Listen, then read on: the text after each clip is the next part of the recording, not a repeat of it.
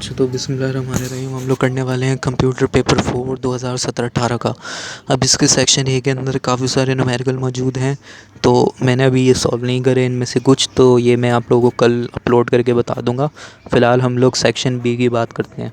Section B के अंदर जो है थ्योरी मौजूद है, और ये थ्योरी जो है रिपीट भी होती है अक्सर, तो इसलिए ये थ्योरी आप लोग देख लें। सबसे पहला सवाल क्या है यहाँ पर, define case. As you can see, define case tool and case environment. So the definition is here. आप लोग ये डेफिनेशन देख सकते हैं। आपने जस्ट वीडियो को पॉज करना है, या फिर आप लोगों ने इसको स्क्रीनशॉट लेके ये जो पॉइंट्स है ये नोट डाउन कर लेने हैं। उम्मीद है आप लोगों को ये पॉइंट इजीली नज़र आ रहे होंगे। आप लोग देख सकते हैं case, it stand for computer aided software engineering, case tool, case environment. ठीक है, अब केस बेसिकली होता क्या है यहाँ पर। केस के बारे में मैं आसान वर्डिंग के अंदर आप लोगों को बता दूँ कि जो है ये एक तरीके का प्रोसेस होता है। कभी भी कोई सॉफ्टवेयर आप बना रहे हैं तो ये एक प्रोसेस है। इसके अंदर जो है कुछ टूल्स भी गिवन होते हैं। ये टूल्स आप लोगों को काफ़ी ज़्यादा सपोर्ट करते हैं आपका सॉफ्टवेयर बनाने के दौरान। तकरीबन तमाम के तमाम कोडर्स जो है केस को इस्तेमाल करते हैं।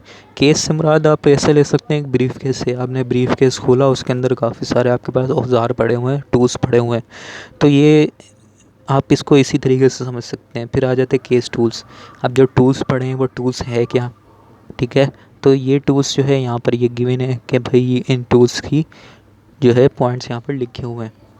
अब आप लोगों ने पॉइंट लिख लेने के बाद फिर केस इन्वायरमेंट के ऊपर आ जाएंगे। केस इन्वायरमेंट क्या होता है, it is the environment we select for software development.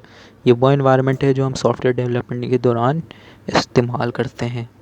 इसके अंदर शामिल क्या क्या है, इसके अंदर शामिल है मतलब इसकी प्लानिंग, इसकी कंस्ट्रक्शन, इसकी मेंटेनेंस, जिससे सॉफ्टवेयर ईजी बन जाए। तो ये हो गया हमारा केस। अब बात करते हैं हम लोग इसके दूसरे सवाल की, क्लासिफिकेशन ऑफ कॉस्ट। अच्छा, क्लासिफिकेशन ऑफ कॉस्ट क्या है। टोटल 4 टाइप की क्लासिफिकेशन होती है। क्लासिफिकेशन ऑफ कॉस्ट ये देखें, ये रही 4 टाइप की। नेचर से classification bye function, classification bye traceability, classification bye normality. ये 4 टाइप की जो है हमारे पास क्लासिफिकेशन होती हैं। फिर बात करते हैं अगले सवाल की, difference between user interface, data design and architecture design. तो अब इसके बारे में हम लोग बात करने वाले हैं। यूज़र इंटरफेस क्या होता है। यूज़र इंटरफेस वो होता है, वो स्क्रीन होती है जो हम यूज़र देख रहे हैं। जैसे अभी आप ये वीडियो देख रहे हैं तो ये यूज़र इंटरफेस है। अब आपने गूगल चलाया तो गूगल आप लोगों के लिए यूज़र इंटरफेस है। क्यों, क्योंकि आप लोग जो फ्रंट पर शो हो रहा है वही चीज़ देख रहे हैं, लेकिन जो बैक के ऊपर कोडिंग हुई हुई है वो आप लोगों को नज़र नहीं आ रही। तो यूज़र इंटरफेस से मुराद यही होता है, जो आम आवाम जो है देखती है स्क्रीन, उसको कहते हैं यूज़र इंटरफेस। इसके ये पॉइंट्स है जो आपने वीडियो पॉज करने के बाद लिख लेने हैं। फिर इसके बाद आ जाते हैं हम लोग आर्किटेक्चर डिज़ाइन पर। आर्किटेक्चर डिज़ाइन क्या होता है। आर्किटेक्चर डिज़ाइन अपने नाम की तरह है, मतलब कि उसका स्ट्रक्चर। स्ट्रक्चर से मुराद क्या है, जैसे कोई आप लोगों ने इमारत बनाई, आप एक घर बना रहे हैं। अब उस घर बनाने के अंदर कितनी ईंटें इस्तेमाल हो रही हैं, कहाँ कहाँ सरिया डल रहा है, कहाँ कहाँ जो है उसके वो पिलर बनाए जा रहे हैं, आप लोगों को तो नहीं पता ना। तो यही चीज़ कहलाती है आर्किटेक्चर डिज़ाइन। क्यों की जाती है, ताकि जो है आपकी इमारत मजबूत रहे। तो यही होता है सॉफ्टवेयर डेवलपमेंट के अंदर आर्किटेक्चर जो है, आर्किटेक्चर डिज़ाइन ये इसलिए बनाया जाता है ताकि आपका सॉफ्टवेयर एक मजबूत रहे। तो उसके बाद करते हैं फंक्शनल। फंक्शनल से मुराद क्या है, फंक्शनैलिटी। फंक्शनैलिटी से मुराद ये है कि जैसे फॉर सपोज़ मैंने चाहता हूँ कि मैंने एक एप्लीकेशन बनाई है। आपने जैसे टिकटॉक आप इस्तेमाल करते हैं, अब जैसे टिकटॉक ऑन करेंगे तो सबसे पहले आप लोगों को एक पॉपअप स्क्रीन आएगी, मतलब कि एक क्या कह सकते हैं, एक स्क्रीन सेवर आ जाएगा आप लोगों के पास। एक पॉपअप स्क्रीन होगी, एक स्क्रीन सेवर होगा, जिसके अंदर लिखा होगा टिकटॉक। फिर 2 सेकंड बाद जो है वो स्प्लैश स्क्रीन गायब हो जाएगी, ठीक है। फिर उसके बाद जो है आपको लॉगिन करना पड़ेगा, रजिस्टर करना पड़ेगा। तो ये सब कुछ फंक्शनैलिटी है, लॉगिन करना, रजिस्टर करना, सर्च करना, लाइक करना, सब कुछ एक फंक्शनैलिटी कहलाती है। तो ये हो गया फंक्शनैलिटी। अच्छा, अब बात कर लेते हैं नॉन फंक्शनल की। नॉन फंक्शनल की भी हम लोग बात कर लेते हैं। नॉन फंक्शनल होता क्या है। नॉन फंक्शनल क्या है भाई, यहाँ पर the constraint of the services which system is of fairing easy time. ठीक है, ये आप लोगों ने रीड कर लिया। अब असल में मसला ये है कि मुझे अपनी ख़ुद की जो है राइटिंग्स कभी कभी समझ में नहीं आती कि मैंने लिखा क्या है, लेकिन बहरहाल यहाँ पर है सिस्टम इज़ फेयरिंग। ठीक है, ये आप लोगों ने ये चीज़ देख लेनी है, सिस्टम इज़ ऑफ फेयरिंग। ये मैं इसको सही से कर दूँ ताकि आप लोग आसानी से नज़र आ जाए।